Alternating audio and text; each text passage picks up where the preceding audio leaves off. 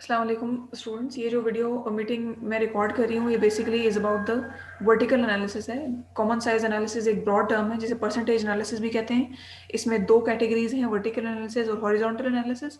Vertical analysis का income statement पहले share कर चुकी हूँ और अभी आज मैंने जो इस वीडियो में डिस्कस करनी है चीज़ is about the balance sheet, कि बैलेंस शीट को कैसे डिस्कस करना है।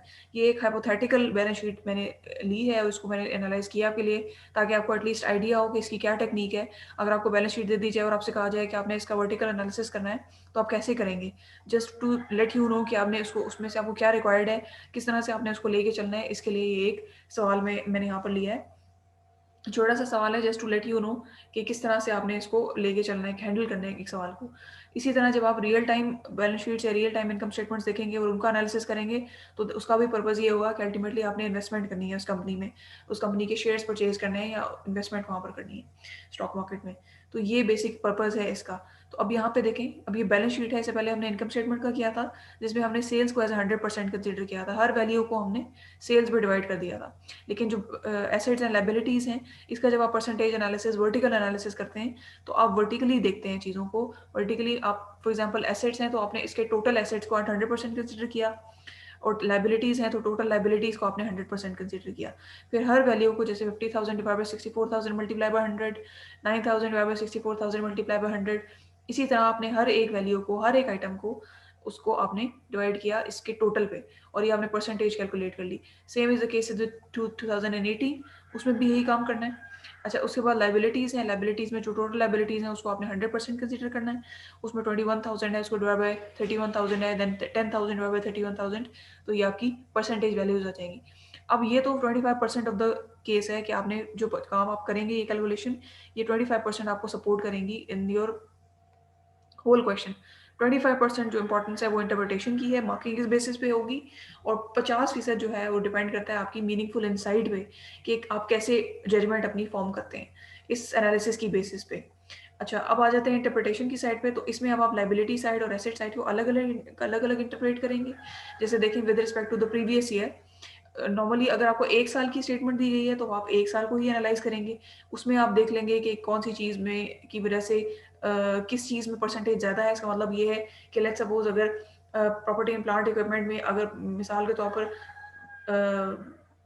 25% होता या 50% होता, तो आपको आइडिया हो जाता कि ये जो आइटम है ये ज़्यादा आपका परसेंटेज पाई जो है वो कैप्चर कर रहा है, शेयर कैप्चर कर रहा है टोटल 100% में से। तो अभी अगर 2 साल की दी हुई है, इसका मतलब है you will make a comparative analysis. आप 2018 से इसको कंपेयर करेंगे 2019 से, कि पिछले साल क्या सिचुएशन थी और अभी क्या सिचुएशन है। तो अभी आपने जस्ट इंटरप्रिटेशन में ये चीज़ परसेंटेजेस बता देनी है कि टोटल एसेट जो है वो पिछले साल 76% थे और अभी 78 हो गए हैं। प्रॉपर्टी प्लांट और जो इक्विपमेंट है वो 13.9 था और 2019 में, और 2018 में, और उसके बाद 14.06 हो गया 2019 में। इसी तरह एक एक आइटम को लेके आपने उसकी इंटरप्रिटेशन कर देनी है एसेट साइड की, और एक एक आइटम को लेके आपने उसकी इंटरप्रिटेशन कर देनी है लाइबिलिटी साइड की। ये इंटरप्रिटेशन है, ये बेसिकली वही नंबर है जिसको आपने डिस्क्रिप्शन बना के लिख दिया है यहाँ पर। उसके बाद आ जाते हैं मीनिंगफुल इनसाइट पे।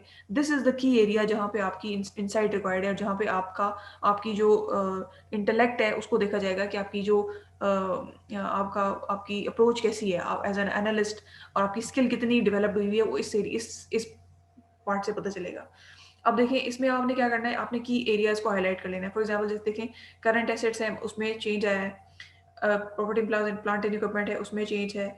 अच्छा, उसके बाद गुडविल डिक्लाइन हुई है, this is a red flag area, इसको देखने की जरूरत है। ये हो सकता है इन्होंने नए एक्वायर किए हों, और इसमें भी थोड़ा मजीद डिक करने की जरूरत है। अगर आपके पास एनुअल रिपोर्ट हो तो उसमें आप जाके करंट एसेट्स को एक्सप्लोर करें कि उसमें क्या अकाउंट रिसीवेबल्स बढ़ गए हैं या कम हो गए हैं, इन्वेंट्री बढ़ी है या कम हुई है, इसमें भी you can identify an item.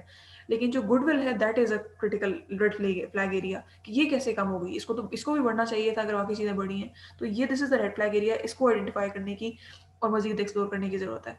फिर देखें, लॉन्ग टर्म इन्वेस्टमेंट जो है वो आपकी कम हो गई है, this is a red flag area, इसको एक्सप्लोर करने की और मजीद प्रॉब करने की जरूरत है। फिर आ जाए नीचे लाइबिलिटीज़ पे। लाइबिलिटीज़ में देखो 57% है और ये इंक्रीज़ हुई है, तो ये डिक करने की ज़रूरत है कि why liabilities have been increase, current liabilities क्यों इंक्रीज़ हुई हैं, क्या पेबल्स बढ़ गए हैं या क्या वजह है। इसके अलावा लॉन्ग टर्म लाइबिलिटीज़ देखिए वो आपकी डिक्रीज़ हुई हैं, तो that is a good gesture कि आपकी लॉन्ग टर्म लाइबिलिटीज़ कम हुई हैं। लेकिन करंट लाइबिलिटीज़ क्यों बढ़ गई? करंट लाइबिलिटीज़ के बढ़ने की वजह से आपका जो वर्किंग कैपिटल है उस पे भी इम्पैक्ट आ जाता है। तो ये चीज़ें देखने की ज़रूरत है और यही यहाँ पर देखें बताया हुआ है। The increase in the percentage of current assets and fixed asset, ये बताया है इसमें कि वो ये पॉजिटिव साइन है कि आपके एसेट्स बढ़े हैं, एसेट्स का बढ़ना एक पॉजिटिव साइन है। लेकिन देखिए here there is a need to further कि गुडविल में क्यों डिक्लाइन हुआ है, लॉन्ग टर्म इन्वेस्टमेंट, क्योंकि ये चीज़ें लॉन्ग टर्म में अगर देखा जाए तो कंपनी को बेनिफिट करती हैं। तो ये क्यों डिक्लाइन हो गया, इसको प्रूव करने की ज़रूरत है। अभी चूँकि एनुअल रिपोर्ट नहीं थी पास में, एक रैंडम आ गई सामने इनकम स्टेटमेंट, उसको एनालाइज़ करना था, तो हमने एक जजमेंट दे दी कि आपको इसको प्रूव करने की ज़रूरत है। लेकिन अगर आप अपना प्रोजेक्ट कर रहे हैं और उसमें आपको ये जो 2 आइटम नज़र आते हैं जिनमें प्रॉब्लम आपको रेड फ्लैग एरिया आप आइडेंटिफाई कर लेते हैं, then you find out the reason कि व्हाई गुडविल वाज़ डिक्रीज़ और why long term investments are decreased, क्या वजह हुई कि ये डिक्रीज़ हुई हैं। तो देन आपकी जो प्रेडिक्शन है वो ज़्यादा सॉलिड हो जाती है, उसमें ज़्यादा वैल्यूएबल होती है और ज़्यादा क्रेडिबल होती है। इसी तरह देखो current liabilities of the company have increased and long term liabilities जो है आपकी डिक्रीज हुई हैं। There is a need to explore, ये इन दोनों एरियाज को एक्सप्लोर करने की जरूरत है कि कैसे जो है लॉन्ग टर्म लायबिलिटीज क्या वो पेड हुई है या क्या किस वजह से जो करंट लायबिलिटीज है वो इंक्रीज हुई है। देयर इज अ प्रोबेबिलिटी, फिर ये देखो एक यहाँ पर अगर गौर से देखो कि ये तो उन्होंने बता दिया, रेड फ्लैग एरिया तो आइडेंटिफाई कर दिया, लेकिन उन्होंने प्रोबेबल वजह भी बता दी कि देयर इज अ प्रोबेबिलिटी कि कंपनी जो है वो अपनी शॉर्ट टर्म फंडिंग को यूज़ करी है फाइनेंस करने के लिए, अपने डेट्स को पे करने के लिए शॉर्ट टर्म फंडिंग का इस्तेमाल करी है। तो ये चेक करने की ज़रूरत है, अगर ऐसा हो रहा है तो ये गलत है, इसको ठीक करने की ज़रूरत है। इसकी एक्सप्लेनेशन देने की ज़रूरत है कंपनी को। और ये तो मैंने प्रेडिक्शन की क्योंकि मेरे पास एनुअल रिपोर्ट मौजूद नहीं थी। एक कंपनी रैंडम मैंने एक उठा ली हाइपोथेटिकल और उसको मैंने एनालाइज़ किया। लेकिन अगर मेरे पास कोई रियल टाइम स्टेटमेंट है तो फिर मैं जाके उसकी डायरेक्टर की स्टेटमेंट पढ़ूँगी, उसके फुट नोट्स में जाके जो लॉन्ग टर्म लायबिलिटीज़ का ब्रेकअप है उसको चेक करके एनालाइज़ करूँगी कि क्या वजह हुई है। शॉर्ट टर्म फंडिंग में क्या वजह हुई है उसको उसके बढ़ने की और लॉन्ग टर्म लायबिलिटीज़ की क्या वजह हुई है चेंज की, डिक्रीज़ होने की क्या वजह है। तो ये वहाँ से पता चलेगा। This fact needs to be confirm because if this is true, यानी कि जो ये मैंने प्रोबेबिलिटी एक प्रोबेबल रीजन बताई है कि ये वजह हो सकती है, तो अगर ये बात मेरी सच है तो इसका मतलब ये है कि वर्किंग कैपिटल मैनेजमेंट पे नेगेटिव इम्पैक्ट आ रहा है। तो ये फिर मेरी ये प्रिडिक्शन कंफर्म हो जाएगी। लेकिन ये चेक करने की ज़रूरत है, क्यों? उसकी वजह ये है कि मेरे पास अभी एनुअल रिपोर्ट मौजूद नहीं है। लेकिन अगर मेरे पास एनुअल रिपोर्ट होती तो मैं यहाँ पे कंफर्म बात करती। और ये आप अपने प्रोजेक्ट की ये इस पर लिए बता रही हूँ कि जब आप अपना प्रोजेक्ट करेंगे तो फिर आप डेफिनेट बात करेंगे, क्योंकि उस वक्त तो आपके पास एवरीथिंग इज ओपन, आप गूगल कर सकते हैं, आप कंपनी की एनुअल रिपोर्ट को स्टडी कर सकते हैं, उसकी वेबसाइट पे जाके इन्वेस्टर का सेक्शन देख सकते हैं। तो वहाँ जो आपने प्रोडिक्शन देनी है इन योर प्रोजेक्ट, वो आपकी प्रोडिक्शन जो है वो होगी एक्यूरेट होनी चाहिए और बिल्कुल कंफर्म होनी चाहिए। जहाँ तक पेपर का सवाल है तो देखिए पेपर भी ओपन है आपके पास, आपके आप वो जो जिस कंपनी को का कहा जाए एनालाइज करने को, आप उसकी एनुअल रिपोर्ट डाउनलोड कर लें। तो जो कि रेड फ्लैग एरियाज आप आइडेंटिफाई करें, उसका ब्रेकअप आप जाके फुट नोट्स में देखें, उसके डायरेक्टर की रिपोर्ट पढ़ लें एक दफ़ा, तो आपको आइडिया हो जाएगा। इसमें कोई भी इतनी बड़ी रॉकेट साइंस नहीं है। तो ये बेसिक चीज़ बात है। आई होप कि मैं ये बताने में मैं कम्युनिकेट कर पाई होंगी कि what is the requirement in that. थोड़ा इसको इसको ज़रा 1-2 दफ़ा सुनें ताकि आपको सिंक इन हो कि मैं क्या चीज़ कहना चाह रही हूँ और किस तरह से आपने ये जजमेंट देनी है, because that is the key part. ये बहुत इंपॉर्टेंट पार्ट है एनालिसिस के लिए। इसकी बेसिस पे फिर आप ये डिसाइड करेंगे, क्योंकि अगर मुझे पता है कि कंपनी अपनी शॉर्ट टर्म फंडिंग से लॉन्ग टर्म लायबिलिटीज़ को फाइनेंस कर रही है, तो मैं फिर कभी भी इस कंपनी में इन्वेस्ट नहीं करूँगी, क्योंकि ये कैनिबलाइज़ कर रही है अपनी ही फंड्स को। तो ये इसमें बात है। फिर अगर लेट्स सपोज़ अगर कंपनी की गुडविल डिक्लाइन हो रही है, तो that is a very negative sign. इसका मतलब है कि गुडविल को बिल्ड करते हुए टाइम लगता है। ये ऐसा नहीं है कि अगले साल एकदम से रिकवर हो जाए, because that is an intangible thing. तो फिर भी मेरे लिए एक रेड फ्लैग एरिया है कि मैं इस कंपनी में इन्वेस्ट नहीं करूँगी। फिर then there are other ratio analysis as well, उसको करके फिर कन्फर्मेशन हो जाती है कि करना चाहिए या नहीं करना चाहिए। लेकिन जहाँ तक कि कॉमन साइज़ एनालिसिस की बात है, इसकी बेसिस पे तो फिर मैं यही जजमेंट दूँगी कि अगर ये मेरी बातें जो मैंने प्रेडिक्शन दी है ठीक है, अगर ये कन्फर्म हो जाती हैं तो then I will not invest in this company. This will be the crux of all these exercise का, ये क्रक्स होगा। तो आई होप कि इससे समझ में आई होगी। ये कोई ऐसा हार्ड एंड फास्ट रूल नहीं होता। ये हर स्टेटमेंट को देख के आप ये डिसाइड करते हैं कि आपने क्या प्रेडिक्शन देनी है या आपकी क्या जजमेंट देनी है और आपने क्या फैसला करना है। हर कंपनी में तो आप इन्वेस्ट नहीं करते हैं ना, एनालिसिस कर ही इसीलिए रहे होते हैं कि आपको ये पता चलता है कि मैंने इस कंपनी में इन्वेस्ट करना है या नहीं करना। तो ये इसमें चीज़ है। तो you need to understand the core, जो इसका स्पिरिट है उसको अंडरस्टैंड करने की ज़रूरत है, ताकि आपके पास जो भी स्टेटमेंट आए आप उसको एनालाइज कर सकें। तो अभी तक कॉमन साइज एनालिसिस में जो हमारी रिक्वायरमेंट्स थी उसके मुताबिक हमने देखा। जब हम रेशो एनालिसिस करेंगे तो फिर हम उसको भी एनालाइज करेंगे। फिर दोनों एनालिसिस को सामने रखे we will make a prediction कि करना चाहिए या नहीं करना चाहिए। नॉर्मली जो आप प्रेडिक्शन यहाँ पे परसेंटेज एनालिसिस में भेजते हैं करते हैं, most of the case times वो रेशियो एनालिसिस करते हुए कंफर्म ही होती है कि हाँ ये जो हमने ओवरऑल एक ही आपके पास आंसर आता है। ऐसा नहीं हो सकता कि परसेंटेज एनालिसिस कुछ और कह रहा है, रेशियो एनालिसिस कुछ और कह रहा हो। वो आपके इस एनालिसिस को confirm he most of the times कर रहा होता है, लेकिन स्टिल क्रेडिबिलिटी बढ़ जाती है जब आप रेशियो एनालिसिस भी करते हैं। लेकिन अभी तक के लिए चूंकि कॉमन साइज एनालिसिस है, तो आप इसका वर्टिकल एनालिसिस करेंगे। अब आपके पास अगर सवाल में आता है कि कॉमन साइज एनालिसिस करना है, तो then you have to do a vertical analysis में इनकम स्टेटमेंट बैलेंस शीट, और आपने horizontal analysis income statement balance sheet, और then you have to collectively एक दफ़ा इंडिविजुअली एनालिसिस करके एक दफ़ा कलेक्टिव पिक्चर भी देख लेनी है कि क्या चीज़ें एक दूसरे के साथ कॉम्प्लीमेंट्री हैं या अपोजिट जा रही हैं डायरेक्शन में। ऐसा तो नहीं है कि हॉरिजॉन्टल में आपने कह दिया कि बहुत अच्छा चल रहा है, लेकिन आपने वर्टिकल में कहा है कि ये ठीक नहीं है, नहीं करना चाहिए। तो ऐसी चीज़ नहीं होनी चाहिए।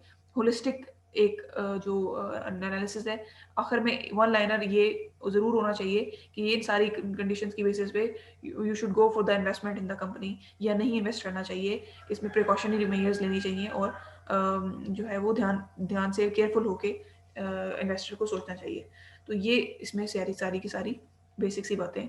तो ये हर सवाल के साथ, हर कंपनी के साथ डिफरेंट होगा, तो आपको उसके मुताबिक ये देखना है। There is no hard and fast rule कि ये आप ये है। अगर लेट्स सपोज एनालिसिस इस कंपनी का, तो हर कंपनी का ऐसे ही होगा। ये ऑब्वियस सी बात है कि ऐसा ऐसी चीज़ नहीं है। तो बस थोड़ा सा विजिलेंट होके रेड फ्लैग एरियाज को आइडेंटिफाई करना है, एंड देन प्रॉब करके थोड़ा सा उस पर रिसर्च करके पढ़ के उसकी एनुअल रिपोर्ट में ब्रेकअप को पढ़ के फिर आपने कन्फर्म एक बात करनी है।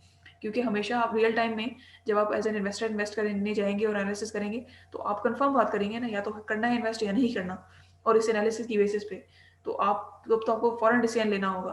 तो इस उस तरह से अपने आप को प्रिपेयर करना है कि इस एनालिसिस की बेसिस पे जो आप करें, तो उसमें अगर आप मिलियन रुपीस लगा रहे हैं इस एनालिसिस की बेसिस पे, तो इसमें इतनी तो क्रेडिबिलिटी होनी चाहिए ना कि वो आपके पैसे डूबे नहीं इन द फ्यूचर। तो वो आपको इन्हीं रेड फ्लैग एरिया से पता चलता है।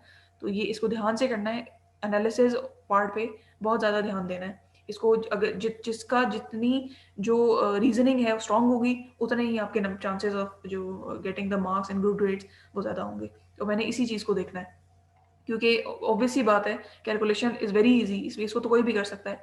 इंटरप्रिटेशन करने में क्या मसला है? यहाँ पे लिखा है कि देखो 76.65 2018 में थी, और 2019 में 78.13 होगी। इसमें ऐसी कौन सी रॉकेट साइंस है? तो द क्रिटिकल पार्ट जिस पे आपका ग्रेड बनता है, वो आपका ये एनालिसिस पार्ट है। ये जितना स्ट्रांग होगा, जितना क्रेडिबल होगा, वो आपको दिख जाता है, पढ़ के पता चल जाता है। तो उस पे आपको you will get the marks, और सारी जो ग्रेडिंग आपकी होती है बेसिकली इस पार्ट पे होती है। ये सबसे क्रिटिकल है, और यही डिसीजन मेकिंग जजमेंट करने के लिए, डिसीजन मेकिंग करने के लिए इसी पार्ट का इस्तेमाल किया जाता है।